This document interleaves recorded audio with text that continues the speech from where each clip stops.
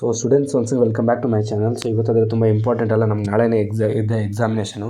So sums cover ಆಗಿಲ್ಲ ಅಂದರೂ ಕೂಡ ಥಿಯರಿ ಪಾರ್ಟಲ್ಲಿ ನಮ್ಗೆ ಆಲ್ಮೋಸ್ಟ್ ಅಕೌಂಟಿಂಗ್ ಸ್ಟ್ಯಾಂಡರ್ಡ್ಸ್ ಪ್ರಕಾರ ನೋಡಿಕೊಂಡು ನಮಗೆ ಕ್ವಶನ್ಸ್ ಪ್ರಕಾರ ನೋಡಿಕೊಂಡು 20 ಮಾರ್ಕ್ಸ್ ಅನ್ನೋದು ನಮಗಿರುತ್ತೆ. ಆ 20 ಮಾರ್ಕ್ಸಲ್ಲಿ ಯಾವ ಕ್ವಶನ್ ಬರುತ್ತೋ ಬರಲು ಹೇಳೋಕ್ಕಾಗಲ್ಲ, ಯಾಕಂದರೆ ನಮಗೆ ಒಂದು ಸಿಂಗಲ್ ಸೆಮ್ ಅಲ್ವಾ.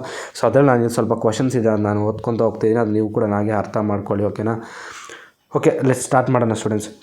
Define accounting. Accounting is the process of recording, classifying, summarizing and interpreting financial transactions to provide useful information for decision making. So ಅಂದರೆ ಅಕೌಂಟಿಂಗ್ ಅನ್ನೋದು ರೆಕಾರ್ಡಿಂಗ್, ಕ್ಲಾಸಿಫೈ ಮಾಡಿ, ಸಮ್ಮರೈಸ್ ಮಾಡಿ ಒಂದು ಫೈನಾನ್ಷಿಯಲ್ ಟ್ರಾನ್ಸಾಕ್ಷನ್ನ ಒಂದು ಇನ್ಫಾರ್ಮೇಷನ್ನಾಗಿ ಕೊಡ್ತಾರೆ, ಅದನ್ನು ಪರ್ಫೆಕ್ಟಾಗಿ ಡೆಸಿಷನ್ ತೊಗೋಬೋದು ಅಂತ. And another question, what is accounting standard? Accounting standards are guidelines and rules issued by the regulatory authorities to ensure consistency, transparency and comparability in the preparation and presentation of financial statements. So accounting standards ಅನ್ನೋದು ನಮಗೊಂದು guidelines, rules ಹೇಳುತ್ತೆ. ಯಾವ ಕಡೆಯಿಂದ ಅಂದರೆ authorities of ensure, so consistency ಆಗಲಿ, transparency, comparability in the preparation and presentation of financial statements ಪರವಾಗಿ. And mention any 4 accounting standards. Accounting standards ಕೇಳಿದೆ AS1 disclosure of accounting policies, AS2 valuation of inventories, AS3 cash flow statements. And accounting ಸ್ಟ್ಯಾಂಡರ್ಡ್ಸಲ್ಲಿ 4th one AS10 property plant and equipment. Okay, ನಮಗೆ 4th question ನೋಡೋಣ. 4th ಕ್ವಶನಲ್ಲಿ ಏನು ಕೇಳ್ತಾ ಇದೆ ಅಂದರೆ difference between book keeping and ಹಾಗೆ accounting. So book keeping and accounting ಬಗ್ಗೆ difference ಕೇಳ್ತಿದ್ದಾರೆ. ಏನಪ್ಪ ಡಿಫ್ರೆನ್ಸ್ ಅಂದರೆ, ಸೊ ಡೆಫಿನೇಷನ್ ನೋಡೋಣ. ಸೊ ಬುಕ್ ಕೀಪಿಂಗ್ ಡೆಫಿನೇಷನ್ ಏನು? Recording financial transactions. ಸೊ ಅದೇ accounting definition summarising, analysing data. Summarising and analysing the data ಅಂದ್ಬಿಟ್ಟು definition. So ಈ ಬುಕ್ ಕೀಪಿಂಗ್ ಅನ್ನೋದು ಏದ್ರ ಮೇಲೆ ಫೋಕಸ್ ಮಾಡುತ್ತೆ? ಟ್ರಾನ್ಸಾಕ್ಷನ್ ರೆಕಾರ್ಡ್ ಮಾಡೋದ್ರ ಮೇಲೆ.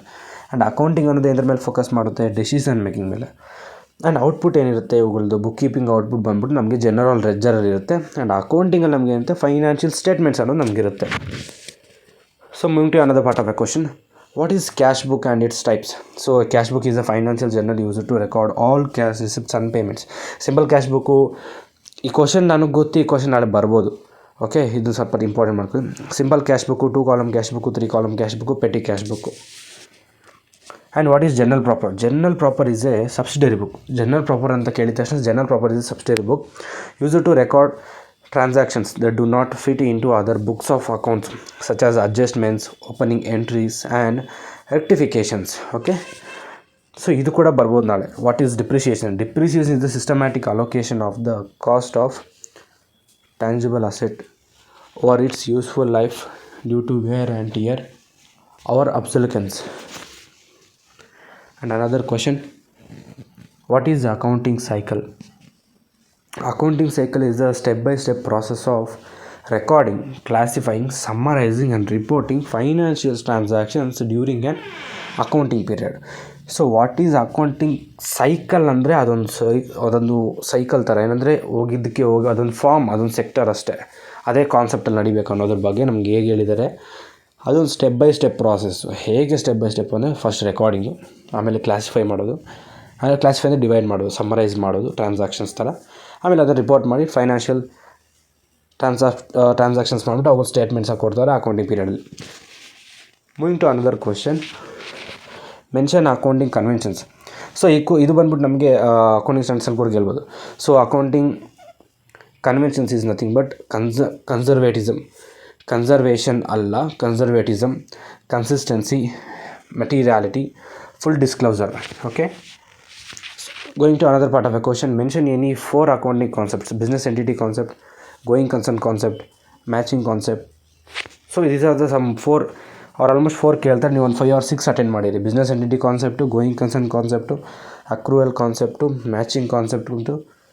ಆ್ಯಂಡ್ ಹಾಗೆ ನಮಗೆ accounting period concept, legal concept, ಆ ರೀತಿ ಬರುತ್ತೆ. So another most important question ಬಂದ್ಬಿಟ್ಟು, what is BRS? Is nothing but bank reconciliation statement. ಇದ್ರ ಮೇಲೆ ನಮಗೆ ಕ್ವಶನ್ ಕೂಡ ಖಂಡಿತ ಬಂದೇ ಬರುತ್ತೆ.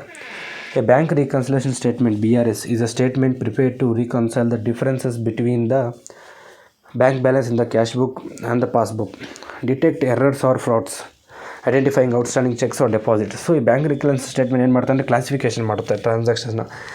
ಯಾವ ಟ್ರಾನ್ಸಾಕ್ಷನ್ ನಮಗೆ ಕ್ಯಾಶ್ ಬುಕ್ ಹೋಗಬೇಕು, ಯಾವ ಟ್ರಾನ್ಸಾಕ್ಷನ್ ನಮಗೆ ಪಾಸ್ಬುಕ್ ಹೋಗಬೇಕು ಅನ್ನೋದು ಕ್ಲಾಸಿಫಿಕೇಷನ್ ಮಾಡುತ್ತೆ. ಓಕೆ, ಸೊ ಫಾಸ್ಟಾಗಿ ನಾನು ಮುಗಿಸ್ತಾ ಇದ್ದೀನಿ, ನಿಮ್ಗೆ ಅರ್ಥ ಆಗ್ತಿಲ್ಲ ಅಂದರೆ ಸ್ಲೋ ಮಾಡ್ಕೊಳ್ಳಿ ವೀಡಿಯೋನ. ಸೊ ಅಲ್ಲಿ ಹೋಗ್ಬಿಟ್ಟು ಏನಾದರೂ ನಿಮಗೆ ಫಾರ್ವರ್ಡೇಷನ್ ಇರುತ್ತೋ ಅದೊಂದು 1.0x ಇರುತ್ತಲ್ಲ, ಸೊ ಅದನ್ನು ಕಡಿಮೆ ಮಾಡ್ಕೊಂಡು ಸ್ಲೋ ಆಗಿ ನೋಡಿ ವೀಡಿಯೋನ. Okay, what is debit note and credit note? Debit note issued by the buyer to the seller. ಇಷ್ಟೇ ಬರೀರಿ ಸಾಕು, ಪರವಾಗಿಲ್ಲ. ಡೆಬಿಟ್ ನೋಟ್ ಅಂದರೆ ಏನು ಅಂದರೆ issued by the buyer to seller. Debit note ಅಂದರೆ ಬೈಯರ್ ಬಂದ್ಬಿಟ್ಟು ಸೆಲ್ಲರ್ಗೆ ಕೊಟ್ಟಿರುವಂಥ ಒಂದು returning goods reports. Credit note ಅಂದರೆ issued by the seller to the buyer, ಅಂದರೆ ಸೆಲ್ಲರ್ ಬಂದ್ಬಿಟ್ಟು ಬೈಯರ್ಗೆ ಏನಾದರೂ ಕೊಡ್ತಾನೋ ಅದನ್ನು ಅಕ್ನಾಲೇಜಿಂಗ್ ರಿಸಿಪ್ಟ್ಸ್ ಅಂತಾರೆ, ಆರ್ ಎಲ್ಸ್ ರಿಟರ್ನಿಂಗ್ ಗೂಡ್ಸ್ ಅಂತ ಕರೆಕ್ಟಿಂಗ್ ಎರರ್ಸ್ ಮಾಡಿ ಕೊಡ್ತಾರೆ. So another question, mention any 2 objectives of accounting to ascertain profit and loss. Profit and ಲಾಸ್ನ ಮೆಜರ್ ಮಾಡೋದಕ್ಕೆ, to maintain systematic record of transactions. So systematic ರೆಕಾರ್ಡ್ಸ್ನ maintain ಮಾಡೋದಕ್ಕೆ. And what is accrued incomes? Accrued incomes ಅಂದರೆ ಏನು? Accrued incomes are revenues earned but not yet received during the accounting period. Okay. What is bank overdraft? Bank overdraft is nothing but where a bank allows customers to withdraw more money. Is a point, main point. Where a bank allows customers to withdraw more money than their account balance up to a pre-approved limit. Going to another question. Mention functions of accounting. Recording financial transactions, preparing financial transactions, assisting in decision making, and ensuring statutory compliance. These are some functions of accounting: recording, preparing, assisting, ensuring. So there are new financial transaction statements, decision making, and statutory compliance. And another question, difference between trial balance and balance sheet. So aspects nodana. Purpose ಏನು? Trial balance on the purpose ಏನು? Check accuracy of ledger balances. So ಅಕ್ಯುರೇಟಾಗಿ ಪರ್ಫೆಕ್ಟಾಗಿ ledger ಬ್ಯಾಲೆನ್ಸನ್ನು check ಮಾಡುತ್ತೆ. Balance sheet ಏನು ಮಾಡುತ್ತೆ? Show financial position, ಯಾವ ಪೊಸಿಷನಲ್ಲಿ ಇದೆ ನಮಗೆ ಆ ಫೈನಾನ್ಷಿಯಲ್ ಸ್ಟೇಟ್ಮೆಂಟ್ಸ್ ಅನ್ನೋದು ಕೊಡುತ್ತೆ. ಕಂಟೆಂಟ್ ಇದೆ, ಆ ಲೆಜರ್ ಬ್ಯಾಲೆನ್ಸ್ ಇರುತ್ತೆ. ಇದ್ರ ಕಂಟೆಂಟ್ ಏನು? ಅಸೆಟ್ಸ್ ಆ್ಯಂಡ್ ಲಯಬಿಲಿಟೀಸ್ ಮೇಲೆ ಡಿಪೆಂಡ್ ಆಗಿರುತ್ತೆ. Okay, another question, what is balance sheet? Balance sheet of financial statements that shows A company financial positions by listening it's assets, liabilities and equity at a specific point in time. So balance sheet is nothing but a financial statement. ಒಂದು financial statement ಒಂದು ಕಂಪನಿಯ ಒಂದು transaction financial ಪೊಸಿಷನ್ಸ್ನ ಅದು ತೋರಿಸುತ್ತೆ. ಇದು most important question. ಈ question ನಾಳೆ ಬರ್ಬೋದು. What is gap? Generally accepted accounting properties ಅಲ್ಲ, ನೀವು ಬರೆಯೋದು ಅದೇ ಬರೀತೀವಿ ಅಂತ ನಾನು ಬೇಕು ಅಂತ ಹೇಳಿದೆ. ಜನರಲಿ ಆಕ್ಸೆಪ್ಟೆಡ್ ಅಕೌಂಟಿಂಗ್ ಪ್ರಿನ್ಸಿಪಲ್ಸ್ ಅದು. ಸೊ ನಾವು ಪ್ರಾಪರ್ಟೀಸ್ ಅಂತ ಬರ್ಬಿಟ್ಟು ತುಂಬಾಗಿದೆ ನಮಗೆ ರಾಂಗ್ ಆಗುತ್ತೆ. ಮೇಜರಾಗಿ ನಮ್ಮ ಕ್ವಶನ್ ಪೇಪರ್ಸು ಪ್ರೊಫೆಸರ್ಸು ಸೈನ್ ಮಾಡಿದಾಗ, so that we need to take care. ಏನಕ್ಕಿದು ಅಂದರೆ, so are a set of accounting principle standards and procedures followed for constant financial reporting. What is accounting equation? So accounting equation ಅಂದರೆ ಏನು? Accounting equation ಅಂತ ಕೇಳಿದ್ರೆ assets is equal to liability plus owners equity ಅಷ್ಟೇ. Assets equals to liability plus owners equity. Coming to another question, what is petty cash book? Petty cash book is a financial record used to manage and track small cash expenses in a business. What is the petty cash book? A petty cash book is a financial recorded used to manage and track small expenses. ಚಿಕ್ಕ ಎಕ್ಸ್ಪೆನ್ಸಸ್ನ manage ಮಾಡುತ್ತೆ. Types of accounts, ಏನೇನು accounts ಇದೆ ನಮಗೆ? Personal accounts ಇದೆ, real account ಇದೆ, nominal account ಇದೆ. And another question, what are the 2 causes of depreciation? Wear and tear due to usage, obstacles due to technological advancement. What are the 2 causes of depreciation? Depreciation ಅಂದರೆ ಏನು? The value of asset will be decreased forever. It's never been increases once again. ಮತ್ತು ಒಂದು ವಸ್ತುವಿನ value ಅನ್ನೋದು ಮತ್ತೆ ನಮಗೆ improve ಆಗೋಲ್ಲ, ಆಲ್ಸ್ ಜಾಸ್ತಿ ಆಗೋದಿಲ್ಲ, ಇವತ್ತು ಕಡಿಮೆ ಆಗುತ್ತೆ ಒಂದ್ಕಿಂತ ಅದನ್ನು ಯೂಸ್ ಮಾಡಿದ್ರೆ. What are objectives of double entry system? To ensure accuracy of financial records. So ಅಕ್ಯುರೇಟಾಗಿ ಅದನ್ನು ಕ್ಯಾಲ್ಕುಲೇಟ್ ಮಾಡೋದಕ್ಕೆ ಫೈನಾನ್ಷಿಯಲ್ ರೆಕಾರ್ಡ್ಸ್ಗೋಸ್ಕರ ಅದು ಬೇಕಾಗುತ್ತೆ. To provide complete record of all transactions. Okay, so questions frequently repeated in exams. ಯಾವ ಥರ questions ನಮಗೆ ಫ್ರೀಕ್ವೆಂಟಾಗಿ ರಿಪೀಟ್ ಆಗಿದೆ ಅಂದರೆ, ಸೊ ಆಲ್ಮೋಸ್ಟ್ ನಾವು ರಿಪೀಟ್ ಮಾಡ್ಕೊಂಡಿದೆ. ಸೊ ಡಿಫೈನ್ ಅಕೌಂಟಿಂಗ್ ಅಂತ ಖಂಡಿತ ಬರ್ಬೋದು.